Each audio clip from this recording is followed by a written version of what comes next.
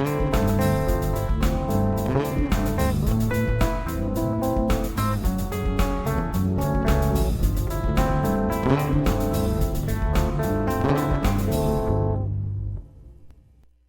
everybody, welcome to this week's podcast. Hello there.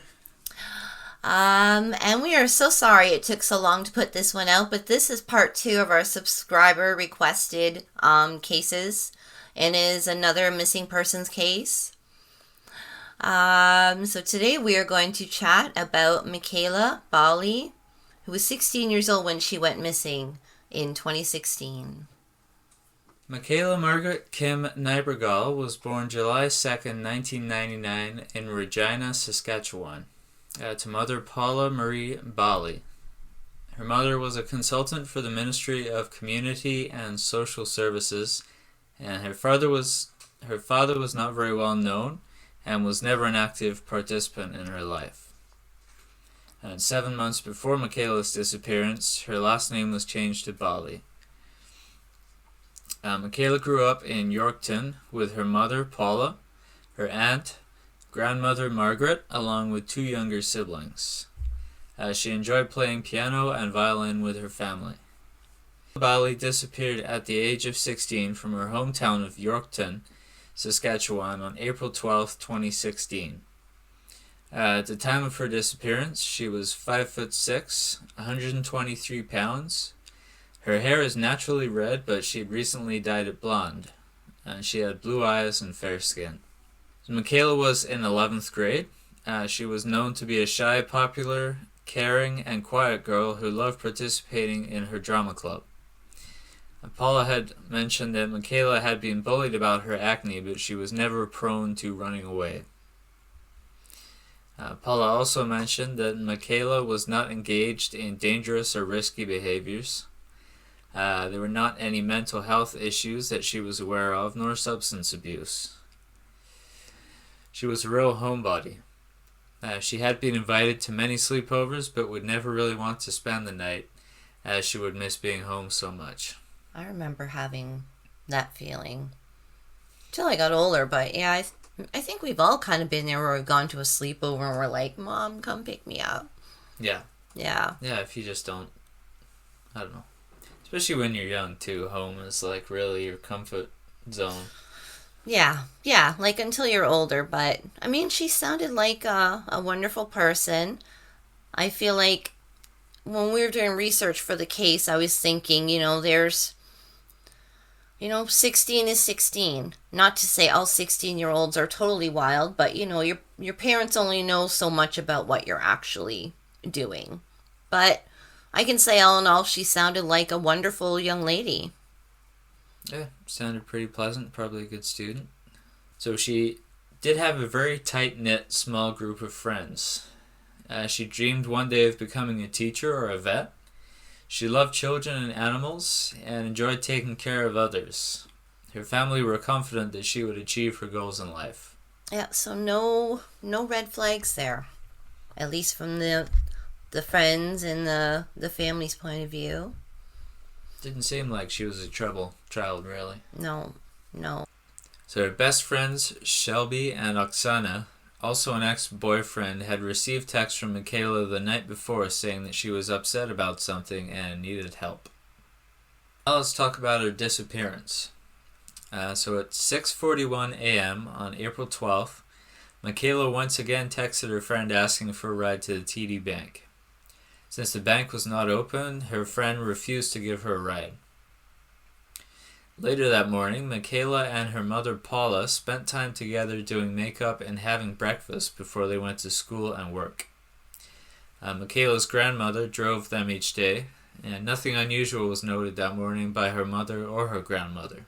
Yeah, and they all sounded really tight, and they had like this just fantastic morning routine and it just happened every single morning. Like, she'd be doing makeup with her mom, they'd have breakfast together, the grandma would drive them to work and school, and like a normal day. A normal day, and it's so regular. So, I mean, of course, her mom wouldn't have thought of anything. It just started out so normal. Everything seemed to just be carrying on. as normal, like nothing Yeah. to worry about. And it's scary to think about that a day could start off so much like this, so much routine and cheerful, and end up the way that it did. So as usual, Margaret drove Paula to work and Mekayla to school, and they arrived somewhere between 8:10 and 8:20 a.m. When Margaret returned at 3:40 p.m. to pick her up and take her to her music lessons, she was nowhere to be found. This was very unusual because if there had been any change in plans, Mekayla would have let them know. So they all had cell phones. So you would have expected some kind of contact to be made. Even a text, just saying, don't worry about picking me up, I'm going to walk there. And Mekayla loved music so much, and it wouldn't have been right immediately that she wouldn't have been there for her ride to her music lessons. So, yeah, this is where it all goes downhill. Yeah.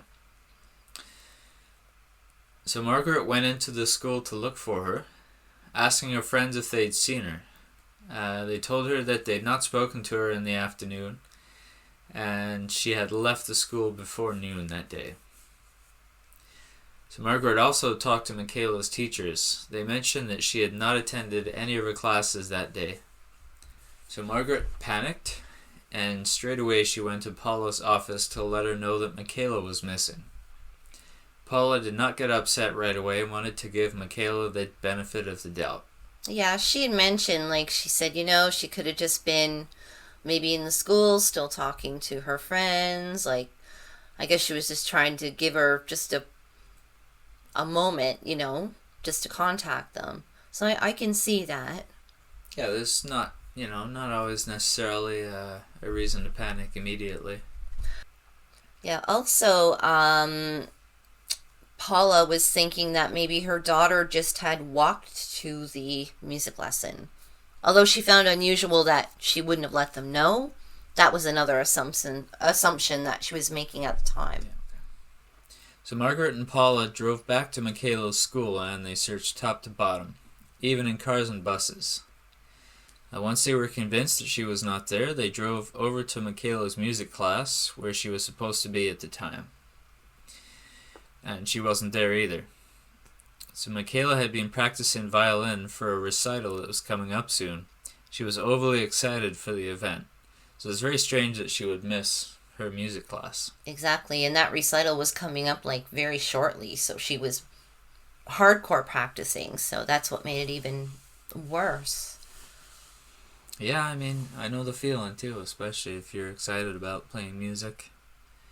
You don't want to miss it.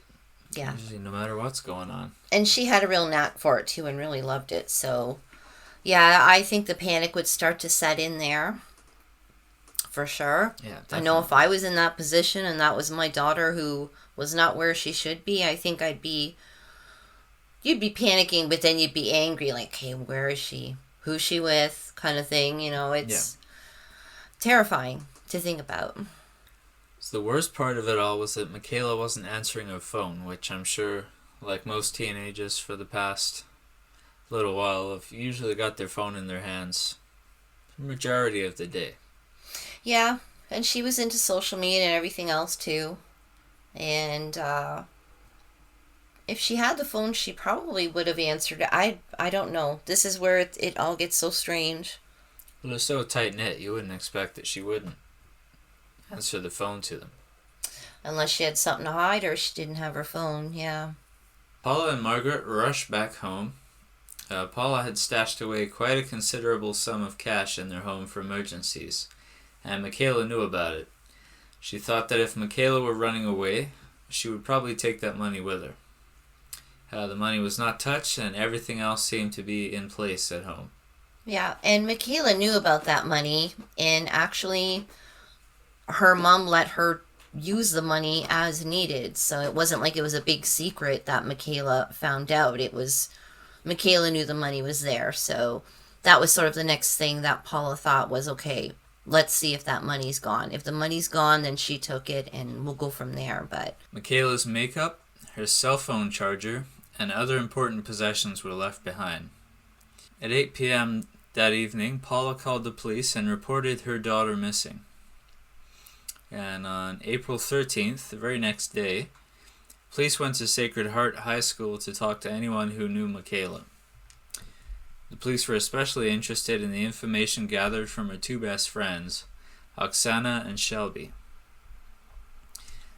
Now, so Oksana and Shelby told the officers that during lunch a few days earlier, Mekayla was telling them that she wanted to go on vacation to visit a few places, including Regina, Prince George, and Moose Jaw, all within Saskatchewan. This did not seem strange to her best friends at the time because they all dreamed about moving to a big city once they graduated. Yorkton was a small, boring place for teenagers, according to them. They all had academic ambitions as well. Yeah, I get that. Growing up in a small town, and like my friends and I even did that. When we get older, when we graduate, we're moving to Toronto. Because the town I grew up in, we're living in now, and what is the population? We're still under 10,000. It's 8 or 9, I think. Yeah. Yeah. Yeah, so, no, I get it. So, I mean, I guess the point of it is here, they had future plans together. So, if it were a case where she wanted to run away or didn't want to be here anymore, it seems odd that she would have such strong future plans, Yeah, usually if someone doesn't have a goal or no plans for the future, they wouldn't be so motivated in their ambitions, I guess. Yeah, and it was quite clear what she wanted to do, so, yeah, very strange. So one of her teachers let the police know that she was acting a little out of the ordinary in one of her classes. But she was 16, and knowing how prone to mood swings teenagers are, he didn't really give it a second thought. So this is a case that is relying heavily on a lot of CCTV footage. We have some of that CCTV footage. I'm going to add it into the video, but we're going to sort of walk through it. So it's not going to necessarily match the video that I'm going to put in here, but you'll get the idea. At 8 o'clock a.m., Mekayla was putting something into her locker at school. She logged into the school's Wi-Fi at 8:08 a.m. Then she is seen leaving the school through a back entrance at 8:31 a.m. So she did not hang around long there. She got the ride to school, she put something in her locker, and she split. After that, another surveillance camera spotted her walking southeast along a railroad track toward the TD Bank downtown. She arrived just before the bank opened and was let inside about 8:55 a.m. Also, she was talking to someone on the phone already at this time. She withdrew $55 from her bank account. She walked over to a pawn shop, so it was Terry's Pawn and Bargain, and she attempted to sell her silver ring, but she was told that it was pretty much worthless, and she didn't act erratic or anything. She sort of said, thank you, and then she left the store. Cameras saw her entering a Tim Hortons, Wendy's combo restaurant at 9:10 a.m., where she bought a drink, and she sat at a table facing away from the entrance. It was at this point there was a noticeable change in her behavior. She seemed distracted. Her eyes were shifting between her phone and the front entrance of the Tim Hortons as if she was expecting someone. So, that's what it sounds like to me. Yeah, it seemed like she was going to be meeting somebody there. Yeah. Maybe someone's picking her up to take her somewhere, or... Yeah, she took that money out. She was very, very concerned about getting to the bank at that time of the morning, as soon as it opened. So it got even stranger at one point. She appeared to take her phone apart and reassemble it. And investigators were thinking this might have been to sort of distort her location at the time, or cut the location ties. I don't know. That was a real strange one. I'm assuming that's what it would do unless her phone stopped working and she had to pull the battery to restart. I don't know. I think it's... Don't they usually get like a ping from a cell phone tower for certain phones? But it goes from like the last place it received a signal, I believe. So if it was still on when she got to the restaurant, then it would still show that would be the last place that she was. Yeah, but she was using that phone. Like, she was talking on it. She disassembled and reassembled, and then it was talking on it. So it would have probably... I don't know. It's such a strange fact. It's hard to consider. About 15 minutes later, she is seen leaving the restaurant, only to return immediately, but leave through another door. She came back to the restaurant, took a seat, this time facing the doors, and this time she was talking on her cell phone. So, is somebody telling her where to sit and what to do, or is she just placing herself, watching for someone? Oh, maybe whoever she was on the phone to was watching her from somewhere and telling her, I don't know, maybe they had holding something over her head or, making her do things or... That's what I mean. Was she being controlled, or was this was her own erratic behavior? After being seen on multiple cameras nearby over the next half an hour, police noticed that her movements over time formed a counterclockwise circle in the immediate area of the restaurant. So if she's moving around, she's clearly watching the exits and entrances. And she was just consistently on and off her phone, talking to someone. So it's almost a shame, like, people that were near her didn't actually hear the conversation that she was having. You'd think somebody would have caught some kind of dialogue or... Yeah, I guess maybe they just... Either they didn't remember or they're just not listening. I mean, it's not saying it's not normal to hear other conversations, but she must have been talking at a lower tone, sort of hiding it, right? At 10:12 a.m., Mekayla sent a message to her friend Shelby, stating that she needed help. Only a half an hour later, she texts back saying, "Never mind, I figured it out." And Shelby has no idea what she meant by that. Nobody knows what she meant by that. It's another mystery, The clues are strange. It was very strange behavior.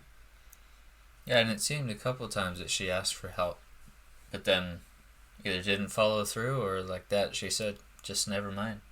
Yeah, like, did she need help? Like, I'm in danger, I need help, or I need help. Can you tell me how to do this, or can you show me this app, or you know what I mean? Like, it was not defined. After a few more minutes, Mekayla is seen again leaving the restaurant, only to return and sit down again. Between 10:39 and 10:43 a.m., she is seen talking to an older woman, who later told police that Mekayla had asked for her help in renting a hotel room. The woman refused to help her. She said that Mekayla did not look old enough. And Mekayla then used her phone again. And it was after this that she left the restaurant for the last time. The woman told police that Mekayla seemed to be in a frantic state. So that's very alarming. So was it because her plan wasn't coming together, or was she just sort of nervous? I mean, if she was supposed to be meeting somebody and they didn't show up, I'm sure she was probably kind of freaking out, especially if she was expecting to be going on a trip. Yeah, it's weird because she had said that she was going on a trip, but then she's trying to get a hotel room, I guess in Yorkton. At 10:45, cameras showed her walking west on Broadway Street, this time turning onto 7th Avenue, but then continuing west on Broadway Street, where cameras eventually lost sight of her. Shortly before noon, she texts her friend Shelby saying, "I'll see you at lunch." And it's not until 11:59 a.m. when she is seen on camera again, re-entering the school and meeting with her friends in the cafeteria. So between 10:45 and 11:59 a.m., she does not appear on any cameras until she shows up at the school. She told her friends that she was leaving to take a bus to Regina. She is seen on CCTV leaving the school at 12:02 p.m., again talking on her phone. So she's consistently on that phone. I don't know if is she talking to one or more people? Mekayla went to the Trail Stop restaurant, which was attached to the bus depot. She ordered poutine for lunch. Other customers in the restaurant said they saw her leave around 1:45. A bus depot employee claimed to have spoken to Mekayla, and she'd asked them about a bus to Regina. They informed her that the next bus would not be leaving until 5 p.m. So Mekayla ended up not buying a bus ticket anyhow. No, so maybe it was too late for her to leave at that time, or I guess she just didn't want to wait, I suppose. It's strange. Yeah, it was quite a bit of time between the time at the restaurant and when the bus was leaving, but this is the problem, right? So what happened after that? On this day, she was wearing a burgundy or purple 3/4 length coat, jeans, glasses, and a mint-colored infinity scarf. She had her long wavy blonde hair worn down. According to the police, Mekayla's phone was switched off at 6:51 a.m. on April 13th, so the very next morning. And she had not used her social media account since that time. So that would have been pretty alarming for a family. That's for sure. Scary, right? Like, at least if the phone is still ringing, you feel like you have some hope. But when the phone gets turned off and they're not, online, then that's when you know. It would be a horrible feeling. She did not always use her phone, text, to contact friends. She had also used apps like Snapchat and Kik. With these apps, records are never saved and are deleted once the communication is ended. So she was hiding something, because this was her main source of conversation, especially Snapchat. She didn't want it to be traced. So police discovered other facts about Mekayla that were not known initially, such as the fact that she had self-harmed several times, and she had many scars on her thighs from it. And I'm not sure where this information came from. I doubt it was from her family, because her mom had said that she didn't notice any mental health issues or other issues. She was also obsessed with the Hunger Games series. She played the game League of Legends and loved to play extreme games of hide and seek with her brother and sister. So it was never really explained what these extreme games of hide and seek were, but yeah, that was interesting. Oh, but I guess she had another side of her that obviously her mom and grandma didn't know about, and police were starting to find different things out about her. The one fact the police could confirm for certain was that her behavior on the day she disappeared was beyond strange.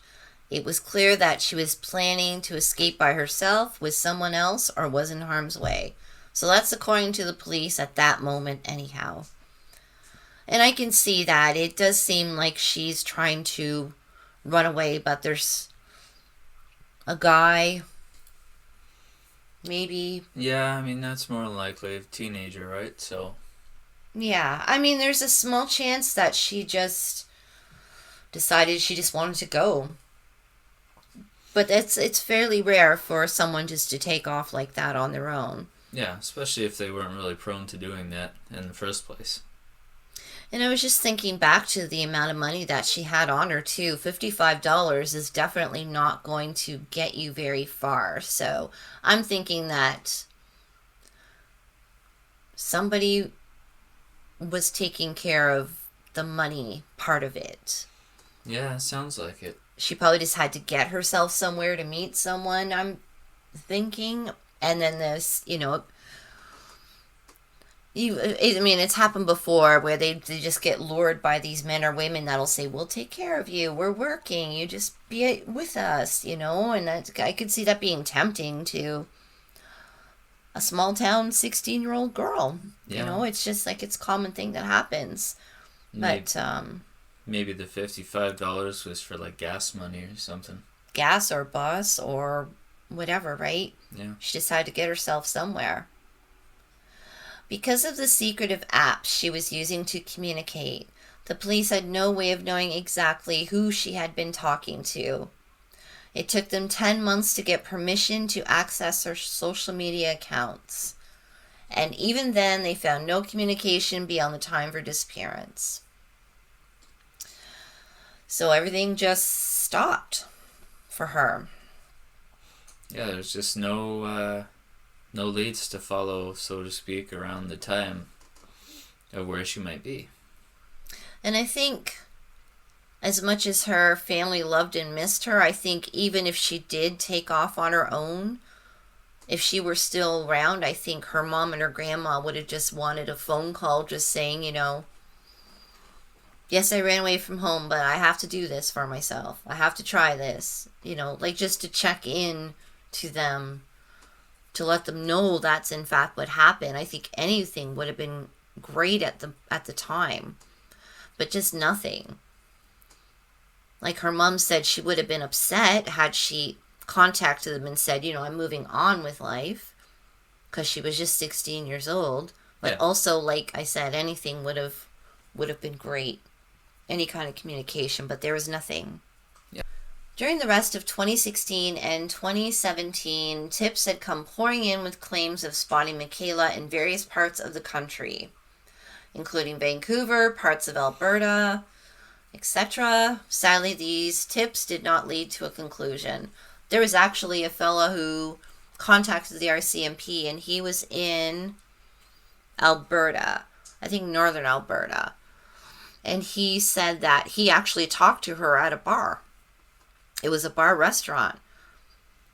And he said he didn't realize it at the time, obviously, but he seen sort of a missing persons poster.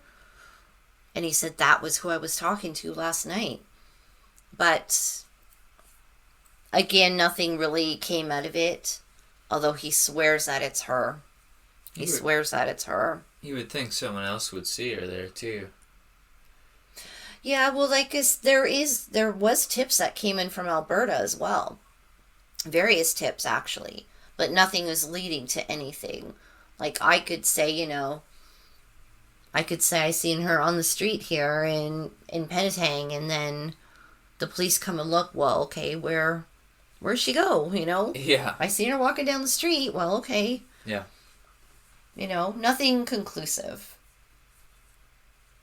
A few months after her disappearance, her case was passed on to the General Investigations Section of the RCMP to be treated as a serious offense of kidnapping or murder, so enough time had gone by. The facts were getting weird. There was some secretive stuff in the mix. So then they knew that there must have been some kind of foul play. Or it was their highest suspicion at the time. In May 2016, one tip caught the attention of the police. A man claims to have seen Mekayla leave the Trail Stop restaurant that day that she disappeared, which was attached to the bus depot. So this man claims he's seen her leaving with a man who had a large flaming cross tattoo on his forearm. Within 24 hours, a sketch of the tattoo was put out into the media straight across the country. The fella himself actually came forward and said, yes, that's me and that's my tattoo, but I opened the door for her so she could leave the restaurant. There was no communication. We weren't together. I don't know her. but I held the door for her. So, and apparently he was cleared. Mind you, he just said that, not to say he is the one, but there were no working cameras at the restaurant. There were no working cameras at the bus station either. So it's hard to prove that. It's just that these witnesses said they saw her walking out with him. Whether they were together, I don't know. It's just another strange clue. So in July 2016, a glimmer of hope happened as an unopened message on Snapchat that her friend Shelby had sent her was opened. Shelby sent another message immediately because she thought she actually had her, and that message was never opened. So what the police were thinking was that it was a glitch from Snapchat, because apparently Snapchat will clear out any unopened messages and unused accounts older than 30 days. So it's not really proof that Mekayla was the one who opened the message. It just could have been glitchy and appeared to be open. But her account was more than unused by this time, so not sure if that was her. Yeah, and that's quite a frustrating doubt on whether she opened it or not. Like, there's no way to look into the technology of it to see whether it was her opening the message or not. No, like it's I don't know. I don't know much about Snapchat other than actually in crime cases, because it is such a secretive, shady place. I don't know if it's still like that. Is it still a thing? I have no idea, but I know there's a lot of missing persons and kidnapping and murder cases that revolve around people meeting through Snapchat, because there is just no evidence, right? When the conversation's done, it's deleted completely.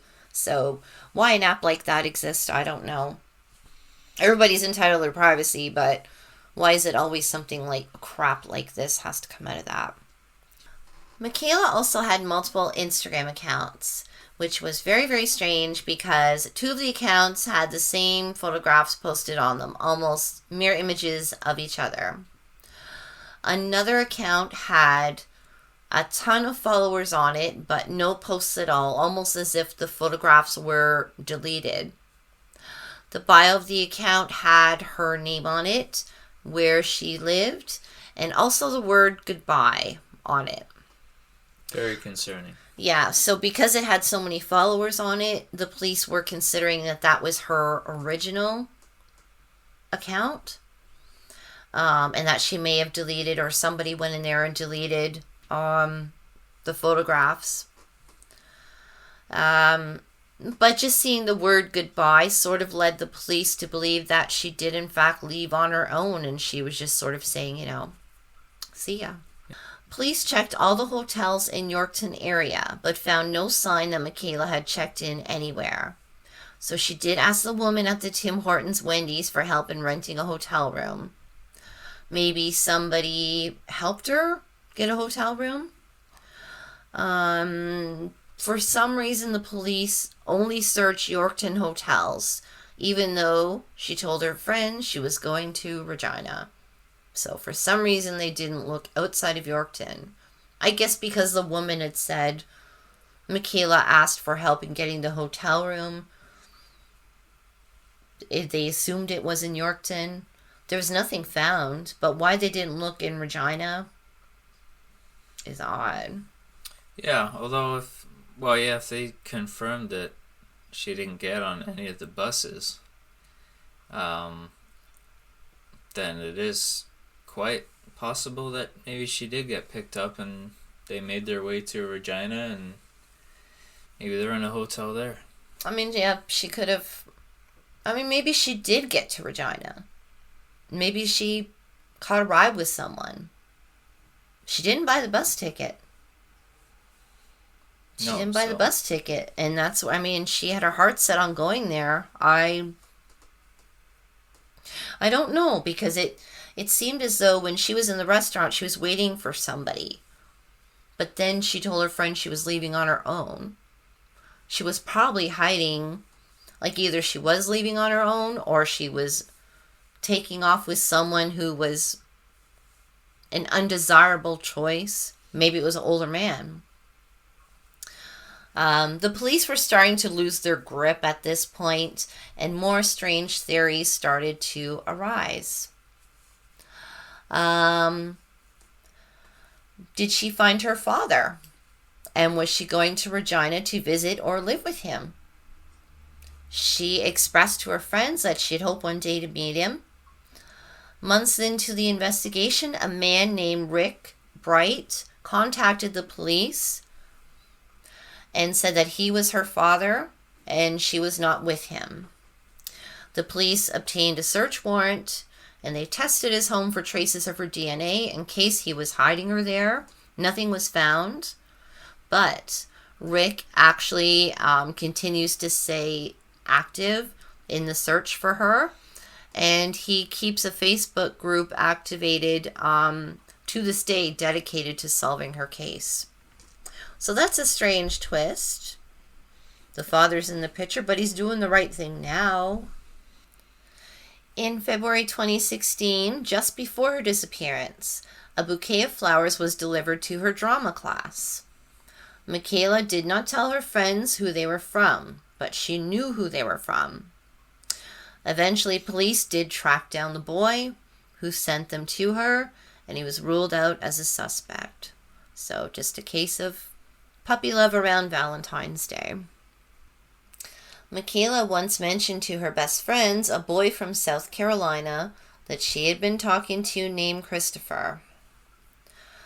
She said that he was coming to visit his mother in Saskatchewan. Maybe he came to visit Mekayla. Police could not positively place him in the country at the time. Christopher told the police that he is Christian and he spent time helping other teens who had issues with self-harm, and the relationship did not go beyond that, and he was ruled out as a suspect. And the only reason that I'm mentioning that these suspects that were ruled out is because sometimes people that were ruled out actually should not have been ruled out. I mean, that young boy that sent her the bouquet of flowers, I'm sure that was totally harmless. It was around Valentine's Day, and it was like a cute, thing. Yeah. But still, apparently she was talking to Christopher a lot. And so much that she actually was telling her friends about him. So why would she say, I'm talking to this boy or man, Christopher, if it were something so harmless like that? It didn't seem to be the vibe that she was giving off to her friends about him. But anyhow, he was ruled out as a suspect. Actually, Mekayla was speaking to several men and boys about her age just before her disappearance. One in particular was named Josh. It took months to track him down, but it was proven that he had not spoken to her recently. So Josh was an old friend. His name was brought up somehow. I couldn't find a lot of information about this part of the case and about Josh. I know that it was ruled out, but his name had popped up. Her friends had mentioned him in particular, so I wonder how they were communicating then, if there was evidence. I guess if she was on told Instagram. Her friends too. She told her friends, but also she was on Instagram. So she was using apps that were these little shady apps, but also she was using, like Instagram or Facebook or just, your regular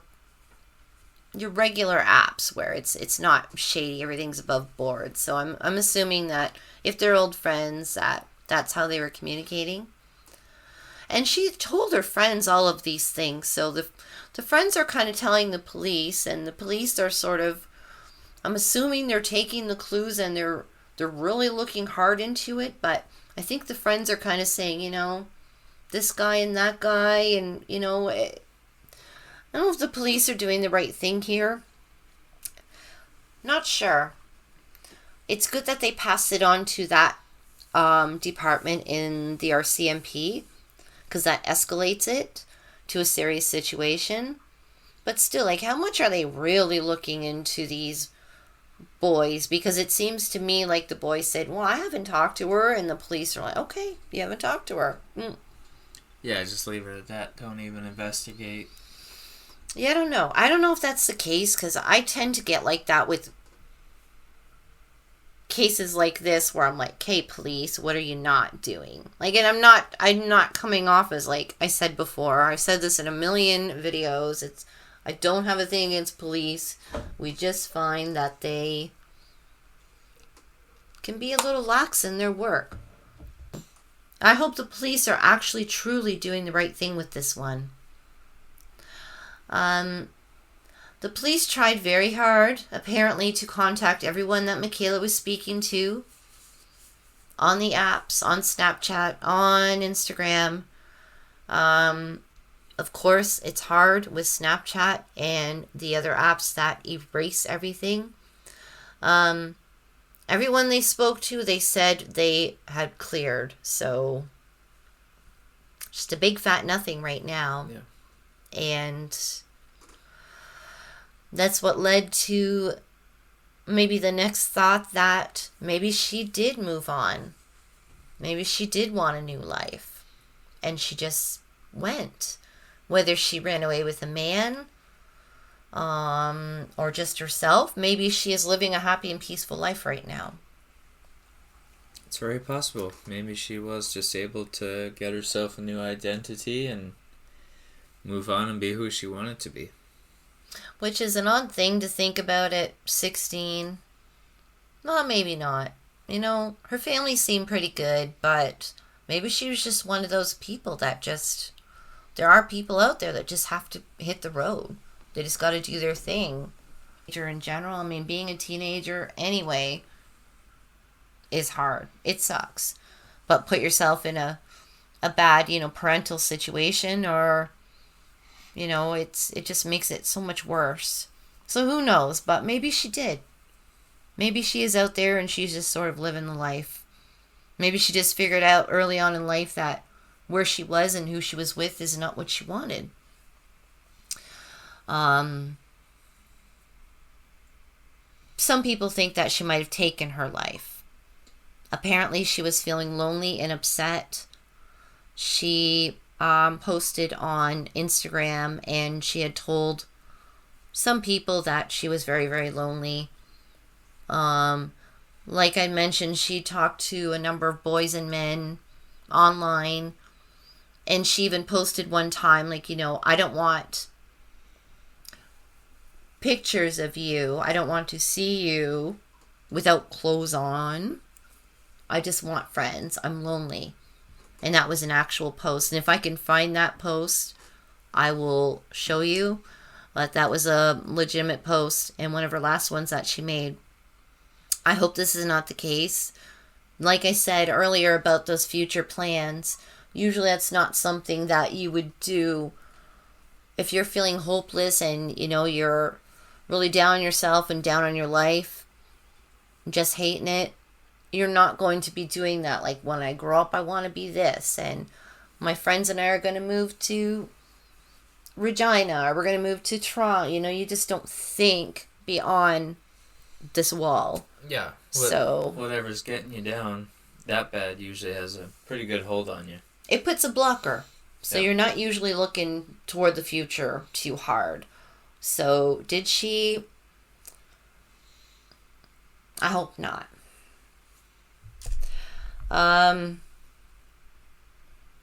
Did she run away with a man? You can't leave out the fact that where she is in Saskatchewan, a lot of women go missing or get picked up for sex trafficking. There's the Highway of Tears, you know what I mean? Was she a victim to this? Possibly. Very, very possible. Yeah. There's a lot of missing and murdered sisters out there, and she could be another one of them. She could have been groomed. Maybe she was talking to a fellow for quite a long time, and he just sort of played the long game with her and lured her away. Was she murdered?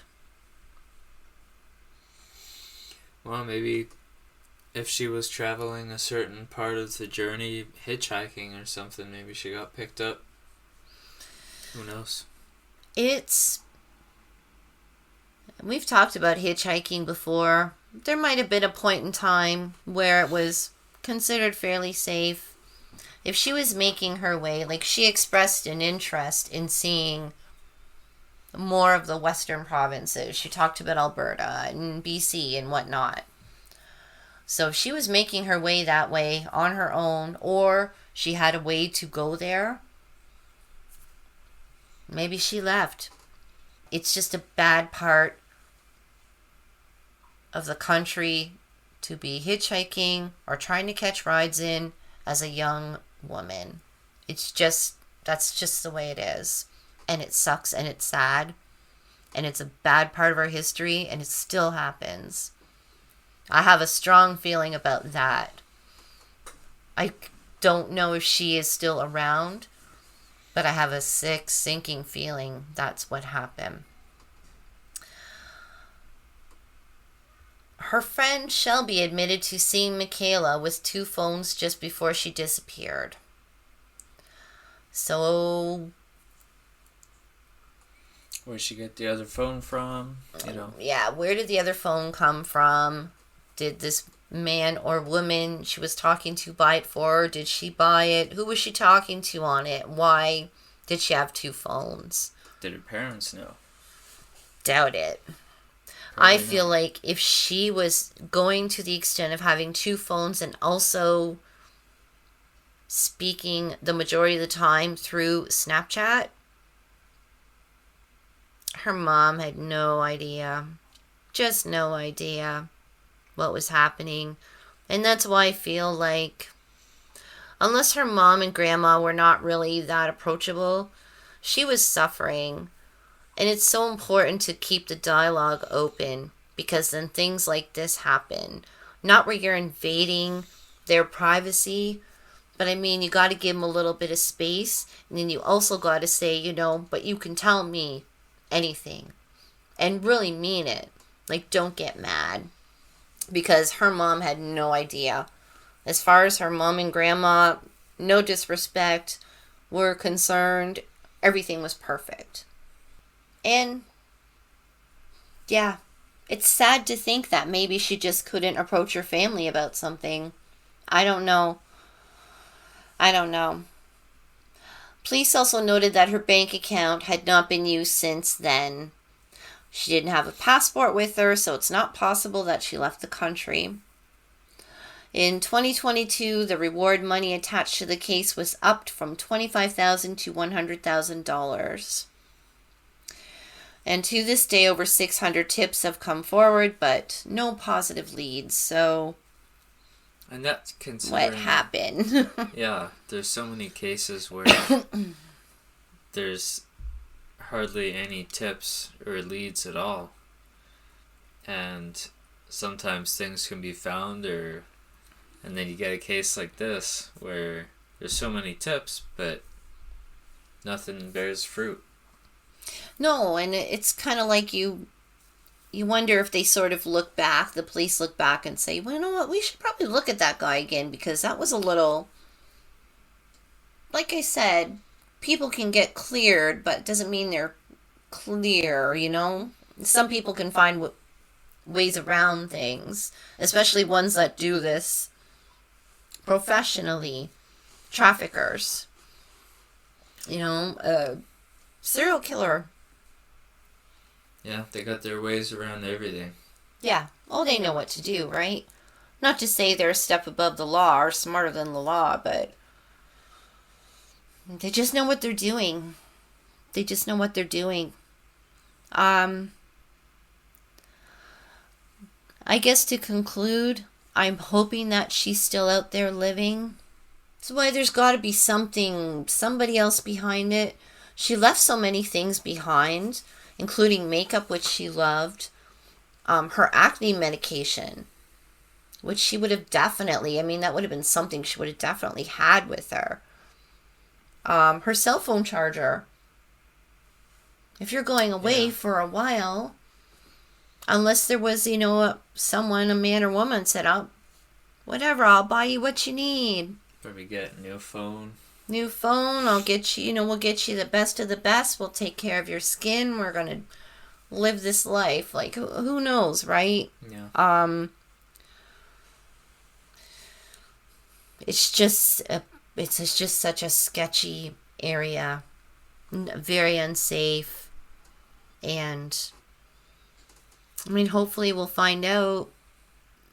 There's no body either. There's no trace. Like, they didn't find anything of hers anywhere, like with a lot of cases where they run away or they're kidnapped, you'll find, well, they found her shoe here and her sock here, and then we found her purse in Alberta. Like, there was just zero.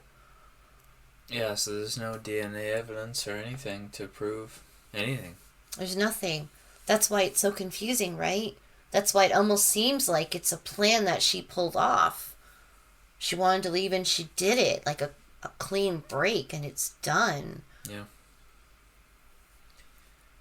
I just hope that she's still around. I hope this is solved soon, too.